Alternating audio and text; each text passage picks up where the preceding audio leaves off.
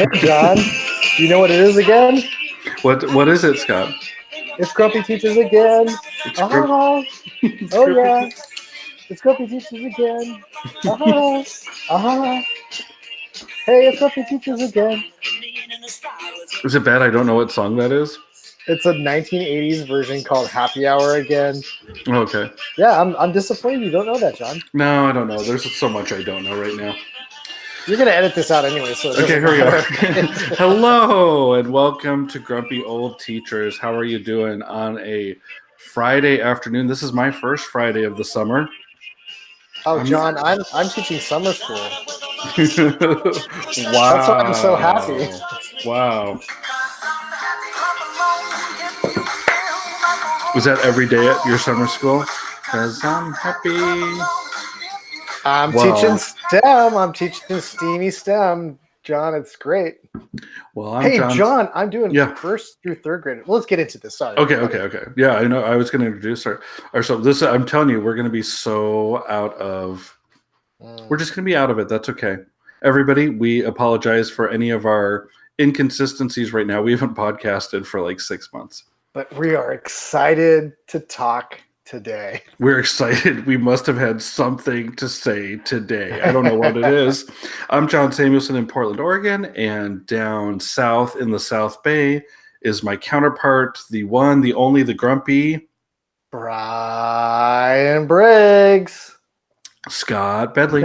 I know. Don't give Brian a bad name. Brian's never... Is Brian ever grumpy? Brian Briggs is ever grumpy. I don't think so. Never. I don't think so. It's not in his DNA. No. He's legit.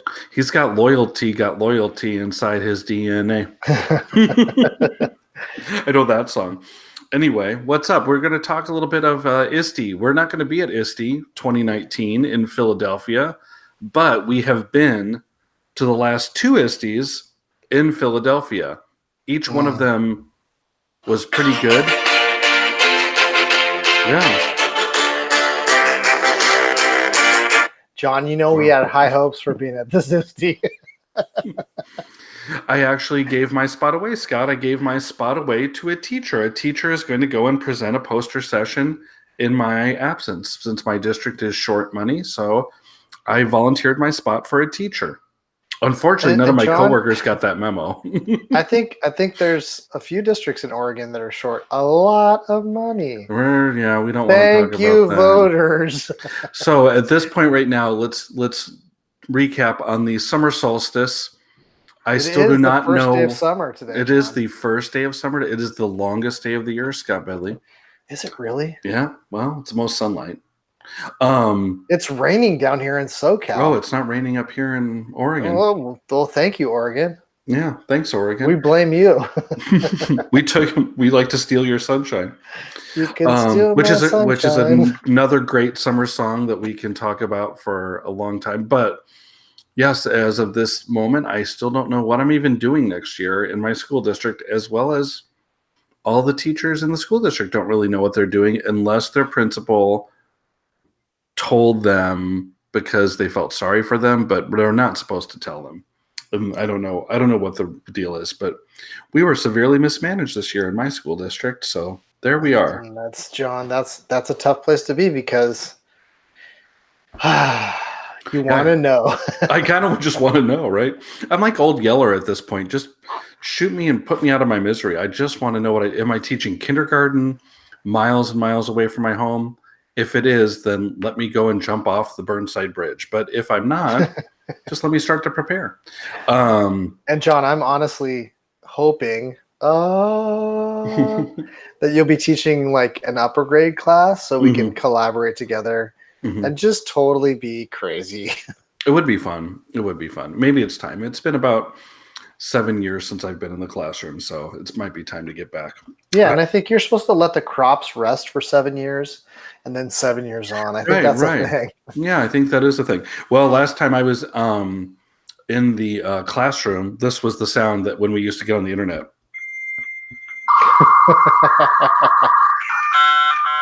I was getting AOL in the classroom, so I'm saying 7 years ago. So you could have like learning spaces in chat rooms. That's right. There was no Flipgrid. There was no Skype. No. There was nothing. No. It was just dial-up AOL. But I will say this, John. Michael Jordan was still playing. Michael Jordan was still playing back then. Not Kawhi Leonard. Yeah. So anyway, but that's a whole nother story. Was Kawhi Leonard even born at that point, John? I don't know. I think I taught Kawhi Leonard in 4th grade. Anyways, that's what we got for you right now. But we were going to try and give you some tips for ISTE Philadelphia because, number one, I know that place like the back of my hand. I know that place. What? And more importantly, I know the good places to eat. Oh, you do, John. And it's called Reading Terminal Station Market, whatever. What was the guy's name who made those? Oh my gosh. Vinny? No. Oh my gosh. He was awesome. Whoever he was so cool to us that last one. It was so cool. So if you go to get so my goal was I set modest goals for an ISTE. One of my goals, could be learning stuff, but my goal was really eating a lot of different things or just trying as many cheesesteaks as possible. Last ISTE in Chicago, I'm not going to lie, I think I had 6 different types of stuffed pizza in 7 days.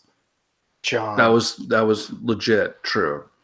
And now, how many cheesesteaks though? So when we were going with the cheesesteak, we would go to Reading Terminal Station in the morning. So this is our tip for you right now. This is the best breakfast ever. It is. Scott can vouch for me because by 11 o'clock, it's a madhouse in there, right? It is chaos from all the people because you just have to walk across the street. Just don't try. Don't try it. So at 10 in the morning, that's a reasonable hour. Go into Reading Terminal Market Station. And then you find the cheesesteak guy. Gosh, we got to find the name of that place. But it's kind of right in the entrance. It's kind of it's on an aisle. It's really easily. A lot of people walk past it. And he made a different cheesesteak for us for breakfast, brunch, basically every single day. Yes, he did. Oh man, he hooked us up. Yeah, and what realistically, everyone's down at like the pastry place, right, John? The donut, whatever it is. They're a huge long line. We're sitting there, the 3 of us. Fresh, delicious breakfast. Oh, he just makes it right in front of you. Cheesesteak. Yeah. Breakfast cheesesteak, everybody. Here's another tip. When you're there ordering, because I remember this specifically the last day, don't call it a Philly cheesesteak because then he gets mad. He'll be like, "You're in Philly already. You're in Philly already, dude. It's just a cheesesteak. Hey, it's just a cheesesteak." Yeah, it's a cheesesteak. He didn't talk like that. Was a bad Philly accent. Yeah, that was horrible. It was delicious. The cheesesteak was delicious. But right, that's all there was. And then I don't think that the Amish place is open until Wednesday. But once the Amish place opens, oh my goodness, you need to go there. And their apple dessert is just thebomb.com. That's all there is to it. I think Christina Lewis can bring some to you too from actually Amish country. If I'm really? Not wrong, John. Is she up there in the Amish? I didn't know that Upper New York was up there in Amish country. Is that where she is? No, I'm just kidding. Oh, I thought you were being serious. I'm like, I didn't know Christina was around that. I mean, when I was in college in Charleston, Illinois, we did live right by an Amish community. It was a whole community that was right there. It was called, I want to say it's Tuscola, Illinois. Oh. You can Google that, people, and once you see that there's the Amish people living there, you will know that I am not full of baloney, and you might be like, hey, maybe this guy actually knows something. But yeah, Tuscola, Illinois was Amish country. Probably about 20 minutes from my. But if I had known they were making like apple turnovers or whatever, they pour the little cream over the top of it. Gosh. It's so good. The Amish place is where whatever I get there, like I think I got like a Reuben sandwich. I'm a big Reuben sandwich guy too. Well, I'm still a Monte Cristo guy, John. I'm a Monte Cristo guy too. I like the sandwich. It's the jelly donut of sandwiches. And I look like I've eaten a lot of jelly donuts, my friend. Listen, actually, I was going to say, John, it looks like you lost weight. Oh, thanks. No, I haven't. But I've been trying to eat better, though. That's one thing. It would be nice if I could actually now exercise. But yeah, maybe I'll get to it over the summer. Fewer nuggets? Is that what you're saying? Yeah, right. I don't get a 20-piece McNugget. I only get a 10 now. Well, that's good. That's half and only the 4 sides of barbecue sauce, not 8. So I think that one of our other tips was definitely catch a Phillies game. I think they're definitely in town. And then when They have Bryce. Yeah, they got Bryce now. They have a legit starting pitching staff. They were terrible last They were ISTE. horrible. It was against the Brewers too, who are not much better. No, And not now at they're the both point. out. They're good. Both teams now are really good. Yeah. Christian Yelich is one of my favorite players. I wish he would come to the Angels. Yeah, he won't, but he would be a great counterpiece to Mike Trout. I mean, who wouldn't be a great counterpart to Mike Trout? I'm stuck on that one. Yeah, John. I know, because when you're the best baseball player of all time, you can probably get some sidekicks going. Shohei's pretty good for a sidekick, right? Shohei's pretty good for a sidekick. So when we went to the game, Scott has a friend in Philadelphia who got us some awesome seats. But what I did is I like to wander because I have ADHD, and I went over and found a donut place. And I remember I was like, it was like mini donuts, mini cinnamon sugar donuts. And I got one and I was like, ooh, that's pretty good. Yeah, so it's I those ones that like float down on the little rack and they're like sprinkling and then it drops it in just the oil. And then they take it out and they take those little shakers. You guys know what I'm talking about. They just dump that sugar and cinnamon on it. It's like, oh yeah. And then put it in a bag. It's like burning the bag. It's burning your mouth, but it's so good, right, John? It was good, and I had to go down and give a couple to Scott just to verify because I thought they were awesome. And I live in Portland, where donuts kind of rule. Actually, donuts are a staple of the diet up here in Portland, and I think these are better than any. Right, Blue. I mean, Blue. You're talking different things. Blue Star and Voodoo donuts. You're talking different things. We have Pips Original, this is kind of like just they keep it simple with the smaller mini donuts. I really think this is better than Pips, and Pips I think is delicious. Wow, John, that's a big statement. Yeah, I mean, from a ballpark, right? I thought let me let that soak that in. That ballpark food's up. Like, we went to David Terrio, Sean Zewarth, and Chris Long. If you don't know Chris Long, he's an incredible ed tech leader in his district. But we all went down to the San Diego Padres game. It's like, oh my goodness, like the food level at ballparks has ramped up over the last 5 years for sure. They cost so much. They've got to ramp it up a little bit, right? Oh, yeah.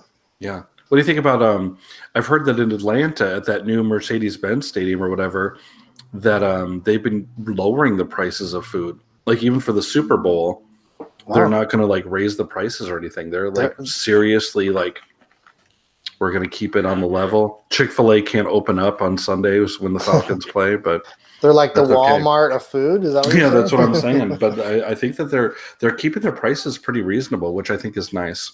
John, not to bird walk, but I'm gonna bird walk. Okay, let's bird walk. Go ahead. Wait, hold on. Let me see. Do we have bird walk theme song? Let's see. We do have bird walk theme song. It's like a lightsaber walk. Okay, go ahead. So, did you hear that Walmart is actually doing food delivery that not only brings the food to you, but the people come into your house and put it into your fridge for you? Oh, I didn't hear that part about it. I don't know if I like that. I don't think a lot of people are going to like that, but that's just me. Well, when I'm old, I'll like that maybe. I'll be like, yes, sir, put it over there next to the denture cream. Can you imagine if you left the door key or whatever and said, hey, or the door unlocked and you said, just bring it in and put it in the fridge for me? Yeah, that's crazy. Right? They're trying to up Amazon. I mean, we're already going to have the drone delivery, so there you go. Oh gosh, and I was thinking about the drone thing, and they've been talking about that. I was like, that's not happening. That's a total hype, right? Yeah, because people will shoot the drones out of the sky in Oregon anyway, and it's like in eastern and western Oregon, they'll be like, "What are those things? Are they coming from Portland?" They're evil. Down. They're evil tech birds. We don't need those evil tech birds. We don't need those things. So anyway, I don't know. So, okay, so that was food tips for ISTE. John, what else do we have? A big tip for ISTE is don't stay at ISTE Like, get out and experience Philadelphia. Like, one of the best pizza places ever. Oh God, we're gonna go to the pizza place. We are. Well, let's go there later. Okay, no, don't go there. I just remember the pizza controversy from 4 years ago. So, but yeah, it was good pizza, huh? It was good pizza, but it was good loving, because this pizza place in Philadelphia, actually, for every slice you buy, they donate a slice to somebody who's in need, a homeless person. And it's incredible. And it's where Slice of ISTE started. Thank you, Miss Geeky Teach. But yeah, she continued that for every ISTE, didn't she? We tried. Did you try it the second one? We tried. Did you try last year? We try. Yeah, we tried at Q. We try. But what gets in the way of like finding a donatable place? Is finding a way to reach all the people that are going to ISTE, or Q, or whatever it might be. It's finding a way to say enough ahead of time to say, hey, come out, bring this, do this, contribute this. I think teachers, and I know you believe this too, John, are giving, loving people, and I'm hearing though from Christina Liz that pizza place is closed now in Philly, which makes me sad. Well, I was just going to say it's called Rosa's Fresh, right? I was trying to actually like look it up. Is it really closed now? It may be closed now, which let's see. Which is heartbreaking. It's got its website right now. Let me see. It says it's. I mean, the stuff is still there. Okay. They've got them on Ellen. Let me see. We'll look on the Twitter feed. That's the official. That's the official. See when the last time they tweeted was. Last time they tweeted was January 23rd.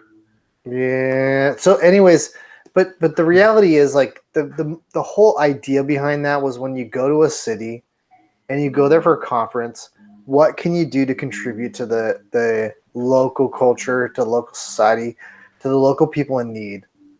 And I think that was the big message behind that, is how do we as teachers travel to these places, whether it's on a field trip or on a PD, and we're not contributing to others. And I know there's so many teachers out there with like this great heart. So it's like, hey, find a way. It doesn't have to be the pizza. It could be whatever it is, but find a way to contribute as you travel to a place like ISTE, where you're going to have fun. You're going to go have great meals like we had in Chicago last year, John. And, figure out a way to help the local community as you travel to these places, besides just your like hotel tax, right? I'm trying to find the name of but yeah, it would be nice. I think that was a good thought when you guys did that all those years ago. It'd be terrible if that place closed down. It would, because it serviced so many people in the community, and it was like, I not only did they give slices of pizza, John, but they also had a computer lab up above the pizza place where anyone could go up and use that. So to be a part of that. So Rosa's Fresh, was that pay it forward kind of pizza place. And what was interesting, John, that I found when we did that, was like, they would give sweatshirts to people that were homeless, and inside the sweatshirt they printed their schedule of when their computer lab was open, so that those people could come, try to get an education, try to improve themselves. And so it wasn't just like, hey, here's a free handout. It was like, hey, here, improve yourself, find a way to make a difference for you. We know you've got like a bad deal. Like, let's find out a way to make it a good deal.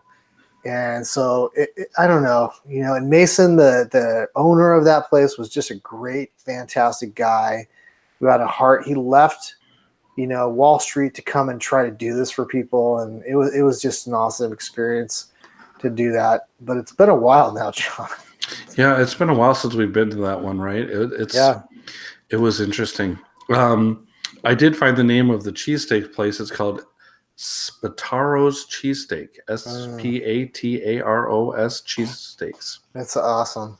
It's open from 8 a.m. So we could have gotten there earlier. We probably went there at about 9:30. I think that's what we used to do. We would take the shuttle buses Because Right.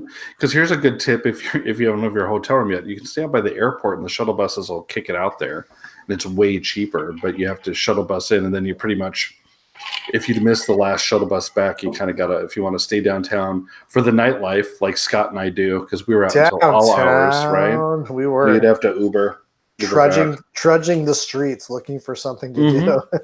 I can remember one time we were just trudging on a Sunday night at like 1 a.m. just looking around Yeah, and I was with like, Sarah, "Hey, the teacher, Sarah, the teacher," and Tara Lenny. that's right. That was fun times. Those good times. That was good times. So anyway, Good so I times think that with there's good some good people. stuff. What would you, if you were going to ISTE, Scott, which we know we're not, what would you be looking forward to learning about? I think this has been an interesting question because I feel like EdTech's kind of stale right now. So what would you look at if you had the chance? So, John, I actually was supposed to be doing a session with Todd Flory from Kansas, and I'm still going to be doing that actually. Wait, Tom Flores, the old Oakland Raiders coach? No, Todd Flory. Oh, okay. Todd Flory. He's a good friend from Kansas, and we're gonna be doing a session. I'm gonna be Skyping in for that at like 7:30 Pacific time, so whatever that is. So he owes you a coffee at least. Yeah, and I think I'm looking my trend this year, John. Believe it or not, I'm gonna see. I'd love to see your face in this. Okay. I think the darling of ISTE this year is going to be, drumroll please, John, esports. How do you start an esports league at your school, in your district? Esports for me is like the thing. John, they're giving scholarships at college for kids that can play esports. Why are we not doing like esports is my thing this year? Brian Briggs totally disagrees with me. He thinks I'm a complete like bonehead on this one. He thinks it's going to be VR stuff finally. AR, VR. I don't know about AR, VR. stuff. I think the darling, and Josh Stuppenhorse agrees with me. I'm just going to tell you that, John. Mm-hmm. It's going to be esports, and I don't know why, but like I just feel like it's esports this year.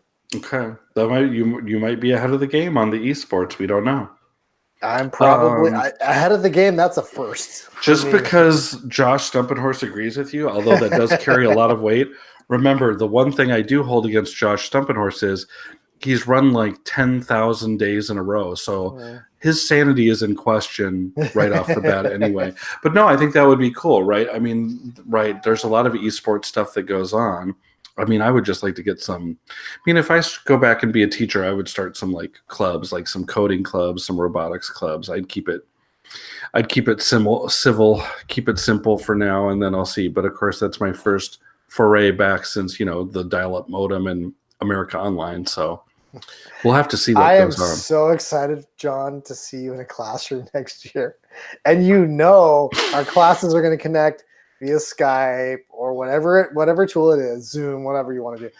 We're going to connect, and it's going to be awesome because we're going to do something really fun. Because, John, in your heart of hearts, you are scared as doo-doo about this. I'm not. No, I'm actually not really scared at all. Okay, good. I'm not scared. It just, I think the scary part for me is just like, I don't know. It's me. I mean, I'm almost 50. I've been teaching since 93. I've been in the game, and I think that I just need I need somebody that needs to like let me be a little bit and like do some of my things. Like I would totally do optional homework like you would do. Right. Yeah, if I could do no homework, I would do no homework whatsoever. Well, but I would do option. I'll do the optionals, basically no homework, just with the parent option, right? If they want some extra things. And I don't know. I'm not really scared. I just need to I just want to have like either a good principal or good people to work with, and somebody that's not going to like.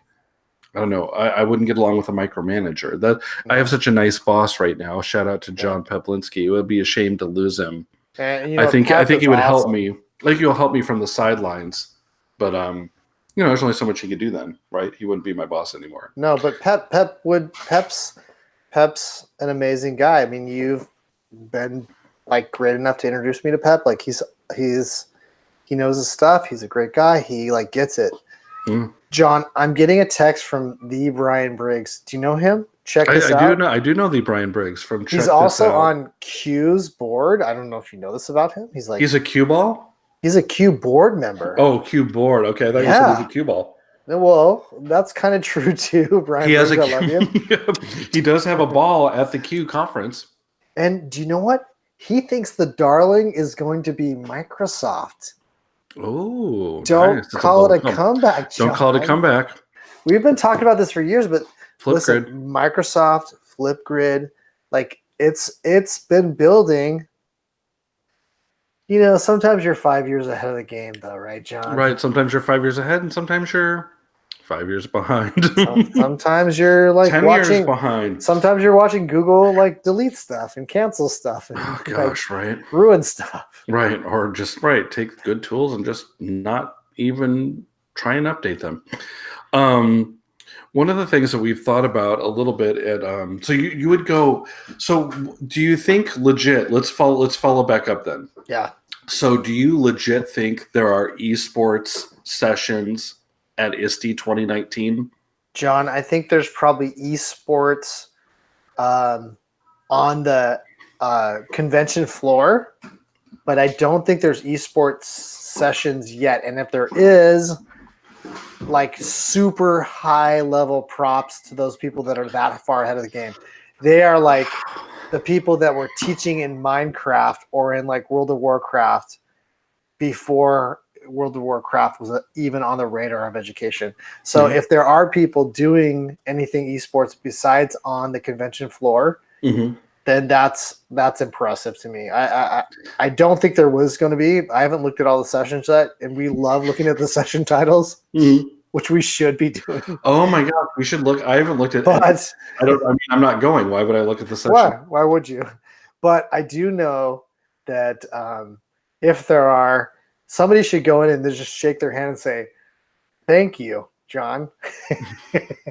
One of our old like bits. Thank you for being so far ahead of the game that nobody else recognizes it.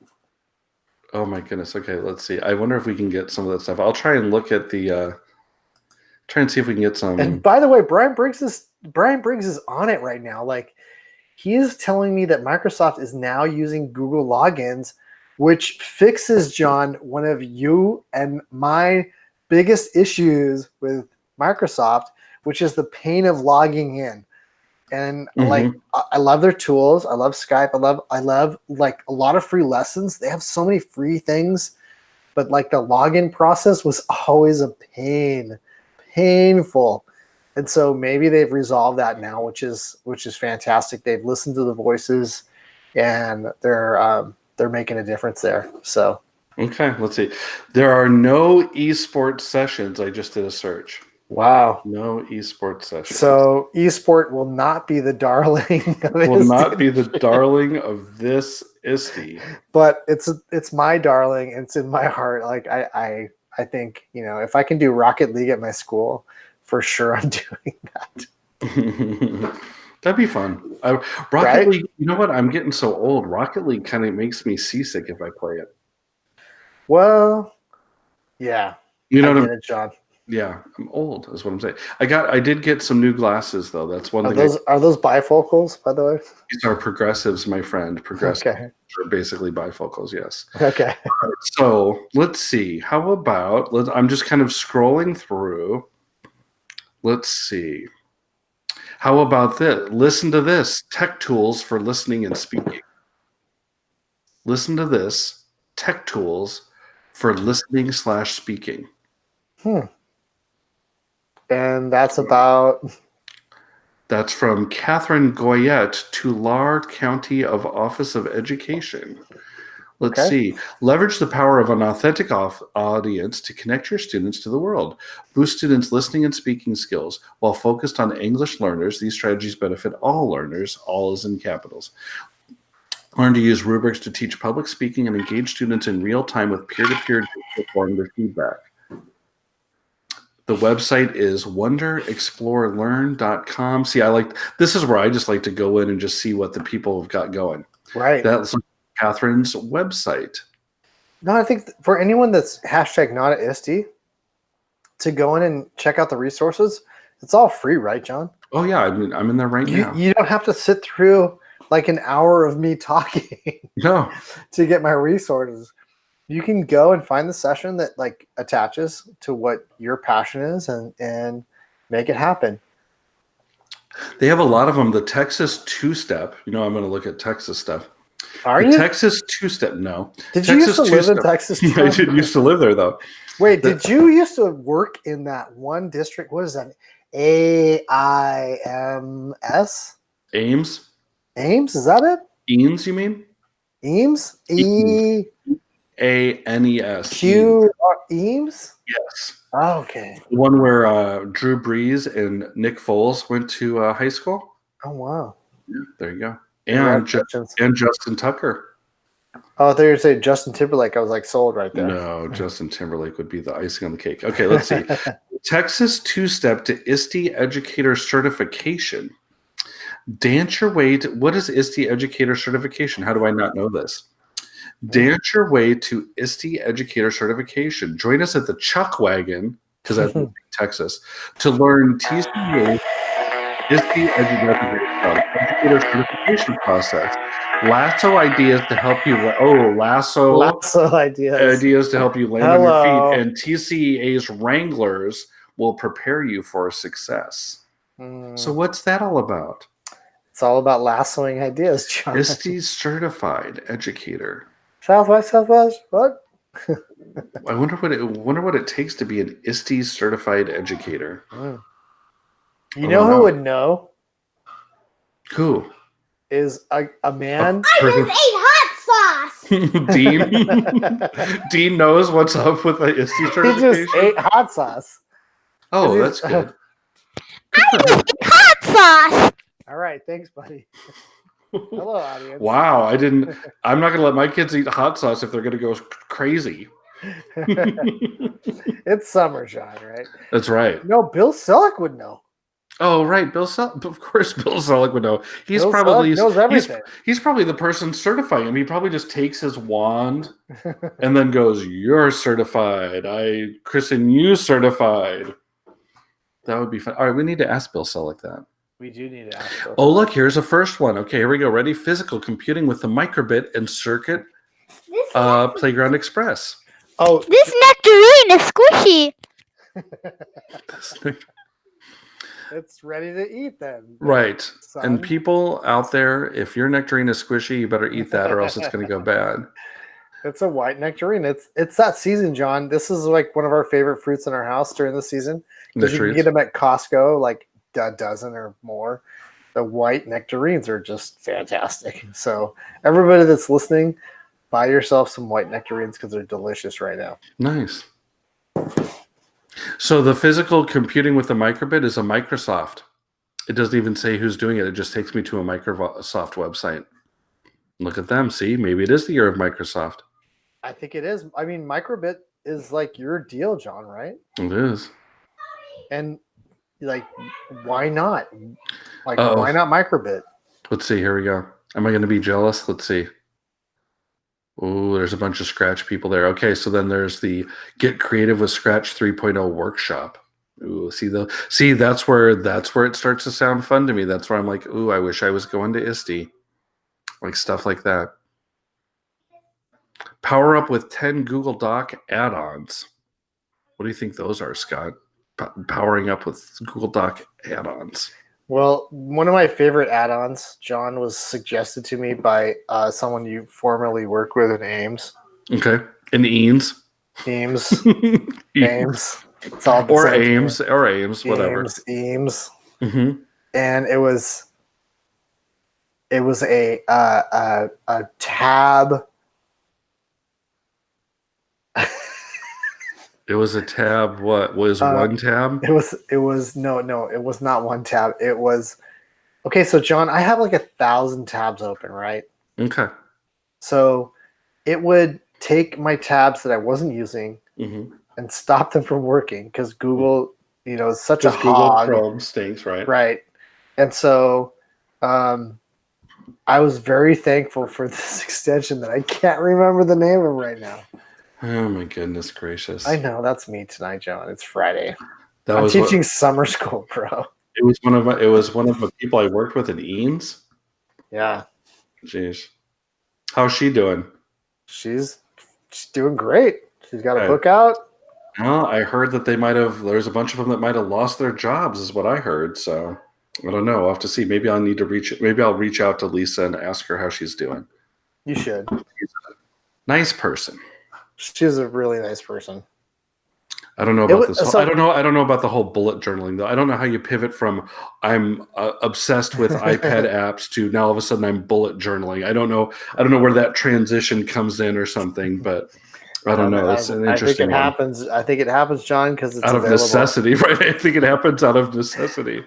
Yeah, like all of a sudden the iPads aren't, I was reading some article the other day where they're talking about just the iPads aren't the end all savior of, education. I'm like, did anybody really think that the iPads were the end all savior? No. They're and that's the thing. something to help.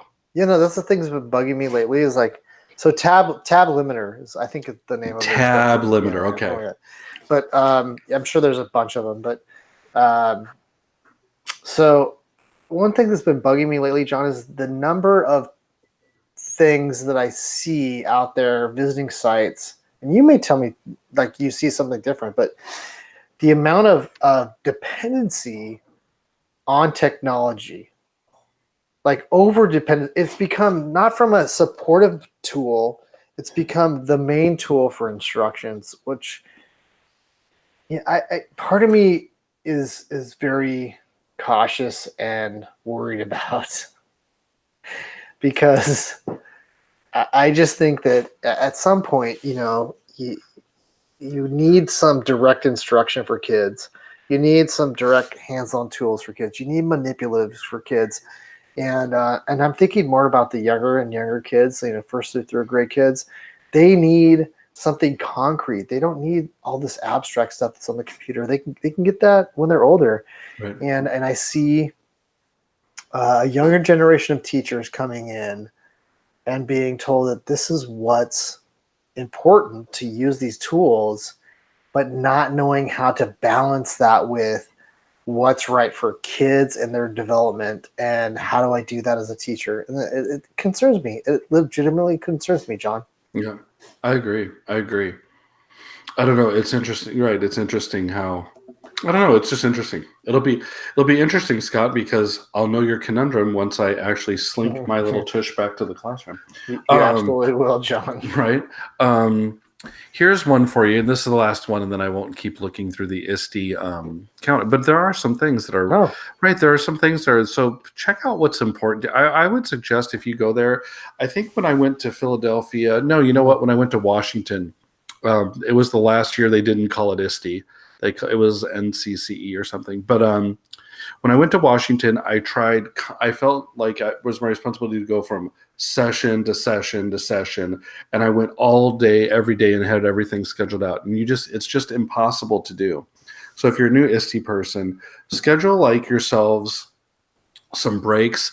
I would say schedule like 3 things, or go after what you're in San Antonio a couple years ago. What was important to me was Scratch 3.0 and the release of that, which took a lot longer than we had thought, but whatever, at least I was ahead of it and kind of knew some of the things that were coming out with Scratch. And that was interesting, right, John? Connect with people too that you don't think, there's a lot of people out there that think, oh, they're edufamous.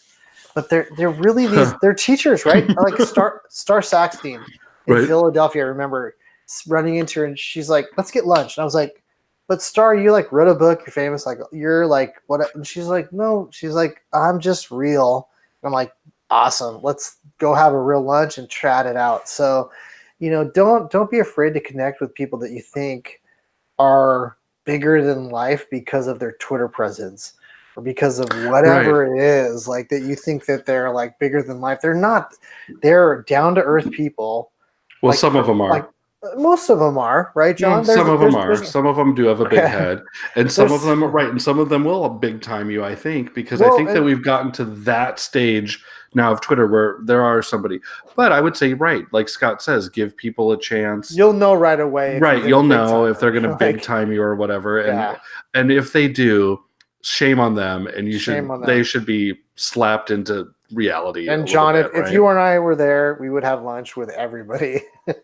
Yeah, we always say on this that we'd always say, like, before we do our ISTE podcast, to come up and talk with us. Yeah. But nobody listens to the podcast, so nobody would ever talk to us.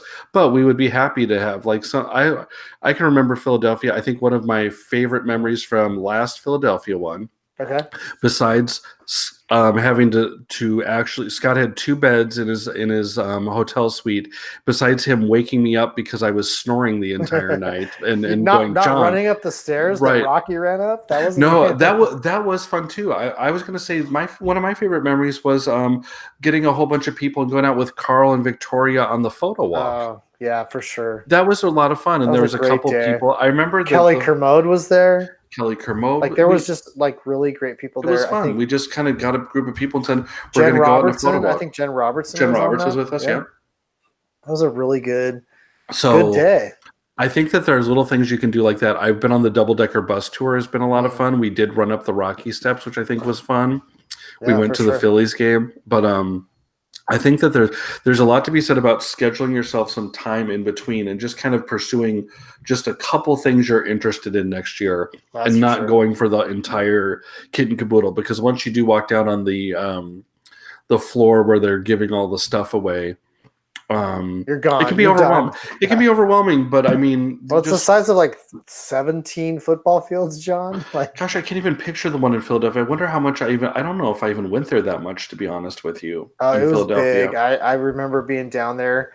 It was the first time that I talked to Pernille, and we walked around and talked about like just literature stuff. And it was huge, bro. It was huge. It's huge. Yeah, it's huge, and there's some good stuff on there. But there's a lot of stuff that's overwhelming. Yeah. And if you're overwhelmed, I would say take a break and I would say take a break and just talk to people. Do the David Terrio thing, which I still think, David Terrio gets credit for saying it all the time, but that's what we do. We sit there and we go out to eat with people. I think we had a good meal with Christina when I latched onto you guys, and I just saw, and we didn't even go anywhere special. We might have just gone to Five Guys, to be honest. Yeah. Right. It was just about conversations with people, which was fantastic.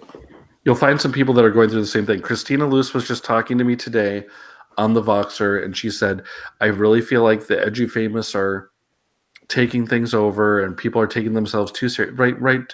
People don't take yourself too seriously, but like go in there and try and there are some people that will be like you that'll be like, oh my gosh, yeah, I can't believe this person is ridiculous with this. And speaking of that, here we go. Ready? Here's my last one. Ba-ba-da-ba.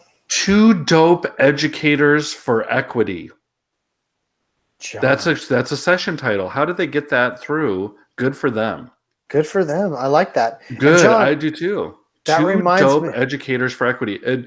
Equity will get you in your session accepted. Correct, Scott? If you say anything about equity. Yeah. But with the word dope in it too. Dope, dude. Yeah, like we could have done 2 dopes talking about equity. I don't know what the funny thing is, John. I don't think we could have actually. The funny thing is, it's 3 educators. Wait, what happened to the other one? There's 2 dope educators and one that's kind of like so. Yeah, they didn't mention her. They didn't mention her or him. So yeah, we'll have to see which one. You might want to go to 2 dope educators on Sunday just to see which one is not the dope one.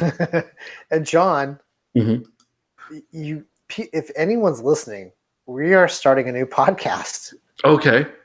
Go ahead. We're starting it with the Jameson Luke. Oh, you're talking about our podcast. Okay. I thought you were talking about the Bedley Brothers. I was about to be like, dang, there's a scoop right there. We're still going. No, I know you are. But the Jameson Luke, you and I are going to be starting a new podcast, John. Okay. And that podcast is called The Ground Up. And we're going to be talking about coffee. We're going to be talking about education. We're going to be talking about everything under the sun. Right, John? That's right. We can talk about whatever we want because you know that if you've listened to this podcast before, we like to talk. We haven't talked about pop culture. And Scott really doesn't know about pop culture, to be honest, Not at but he all. knows some things. He knows some things. I know He there does. was an Avengers movie out recently He that was knows really it, popular. right? There you go. He knows about Avengers Endgame. There you go, right there. He knows that Toy Story 4 came out today, for instance. Actually, we almost went last night, John. There you go. There you go. See, I know. I'm like catching up with you on pop he's culture. catching up, right? He doesn't know who Channing Tatum is still, but that's okay. Tatum He'll learn. Channing? Yeah, Tatum Channing. But he'll get I'm there. catching up, John. See? Parenting 2.0. Here's the session your parents need to hear. Which parents? I don't know. And wait, it says they need to hear, but it's spelled H-E-R-E. No, I'm just kidding. It's spelled correctly. That's interesting. Emoji size. Oh, I just missed it. It was just there. I kind of like that one though. Hack your health with the microbit. I would say John, that if you, I would say micro stuff would be good. Yeah, for sure. You and I need to submit an esports session for next year. Right. Well, they're probably due like by next week. So okay, I'm working on it today. That's how early you have to do it. Okay, let's see this. Podcasting through our pedagogy, reflections on preparing future secondary English teachers. I'm trying to see if any of these like stand out to me because Scott and I do know a lot of presenters, and I haven't all these I'm clicking on. I do not really know the presenters. John, I've been doing podcast performance with my kids the last few years. I love it. Using Anchor. Anchor's great, isn't it? Anchor's solid. Love Anchor. Thank you, Brian Briggs. I think he was the one that pointed that one out to me. Maybe you did, John. I wouldn't have pointed you. I would have pointed you towards it. Right. So I think that one is good and right. It's a really good Brian one. Can say it, or I can say it as long as you get it from cool people like two dopes educated. I think I want to do that one next year. Equity by two dopes from two dopey teachers. I mean, you just kind of dress up like the seven dwarves. For sure. It'd be kind of fun. Well, anyway, I'm looking through it. It makes me jealous. This will be the first ISTE I'm willingly sitting out. And since I've known about ISTE in 2007, since I first presented at ISTE in 2007. Wow, John. I mean, it's just, that's incredible, bro. Yeah, so I'm actually seeing this one. I'm very happy. You know, I heard that's that my 13 years ago, John. I'm just saying. I've been presenting for 13 years now. Wowzers. Wow. Yeah. Hey, those of you that are listening out there, John really wants to promote something called Global School Play Day. Did I tell you that when I went down and did Camp Plug and Play in Arizona last week that there were like 3 people in there out of the 24 that had heard of Global School Play Day? Oh, that's awesome. Isn't that cool? That's and really we put cool. it on the website for people to sign up, and we talked a little bit about it. So I did do that and showed them the Facebook page and stuff. So I think that Global School Play Day is getting out there on its own now. Yeah, John, it is like teacher to teacher now. There's 78 plus nations and over 500,000 kids participated in the 5th year. Yep. So we're hoping for a million in 2020. That's our goal. Well, I will tell you this. I know that one of the first ever sessions for Global School Play Day was, and this is a good way to end, was debuted in Philadelphia at the last ISTE. And what we did is this is an interesting one for you. We did get caught, by the way. We did. But they let us go. Thank goodness. We won't say who caught us and who let us go. Right. We don't want to bust them. Right, because California, I think Q is probably auditing this year for their stuff because we've heard it's in LA next year or Anaheim. But what we did was we found an empty booth where somebody didn't show up for their poster session, and we stapled up. I brought some tacks. We tapped up some T-shirts, and then we just opened up our computers and started talking about Global School Play Day, and it was a lot of fun. And I think Oliver Shinkton was with us as well. He was. And that was the 3 of us, and we just sat there and talked about Global School Play Day, and that would have been 4 or 5 years ago. It would have been 4 years ago. 5 I think it was ago. This is my 5th year in Beaverton. I think I went after my first because before I went to that ISTE, I was in the same situation I was now. I didn't know what my job was for next year, and they hired me back on the plane. Gotcha. So that was when I was like, okay, thank goodness. Because I thought John, this has been glorious. It's been glorious. To come back together as grumpy old teachers and do a ISTE our ISTE episode. We've done this We do know ISTE, by the way, and we do know the Philadelphia ISTE. We've been there. You can reach out to us on Twitter if you want to. We'll be not at ISTEing, but I don't think that's a bad thing. I think that every once in a while you need a break. And like I said, in spirit, I sent a teacher there. I hope the teacher has a blast. I hope they have an absolute blast. But yeah, it's good talking to you, Scott. Right, we had such a good time last time. Yeah, for sure, John. And I appreciate all your wisdom that you've shared with me throughout the year, and I expect just another year of like glorious wisdom from you. Because I'm going to try to do more microbits this next year. Yeah, well, I mean the microbits are there, Scott. You just have to turn your kids loose, and they'll show you what the microbits are all about. You don't really have to know. That's one thing we learned from my class. But yeah, I think all the educators going to ISTE, have fun, find some people, go out to eat, enjoy yourselves, learn a little bit, laugh a little bit.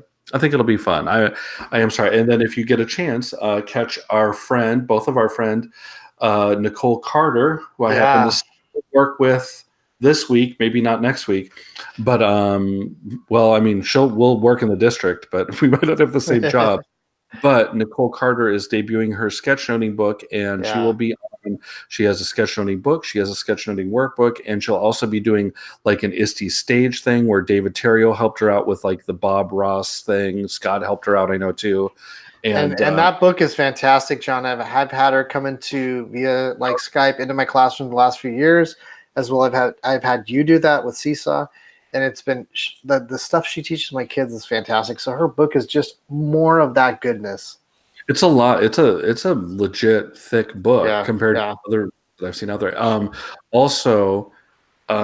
Right. She's just there, and then she would be a good person to connect with too. I think she might be a little bit nervous because usually I'm the person that kind of shows her the way at the ISTE, and I said, "This is your time now. You've written your book. Go." And she worked really hard on this book. So you're pushing her out of the nest, John. I am. I said that to her today on Voxer. I said, "She's ready. Take me out of the nest. You're ready to go. You're ready to fly over. I'm not writing books."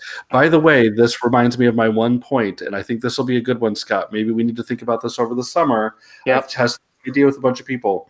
There are so many educational books being written that I think it's almost disgusting. Are there, John?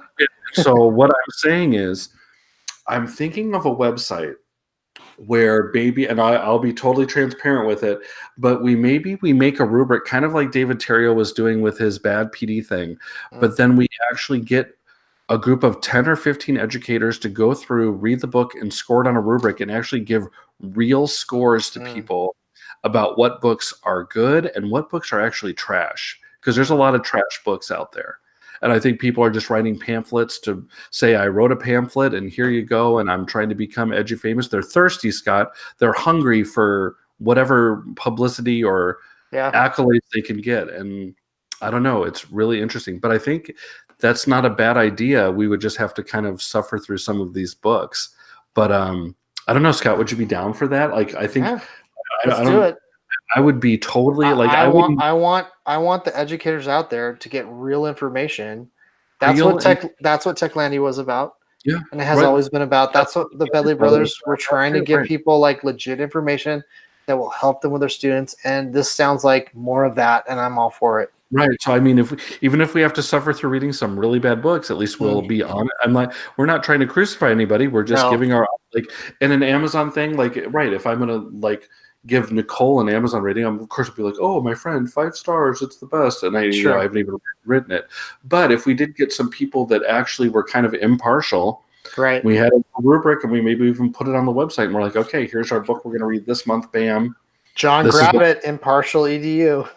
Yeah, that's right. I think it's not a bad idea at all. And I think that it would just be a form that we could submit out. For sure. And then we'd just get a bunch of reliable people, not a bunch of white guys.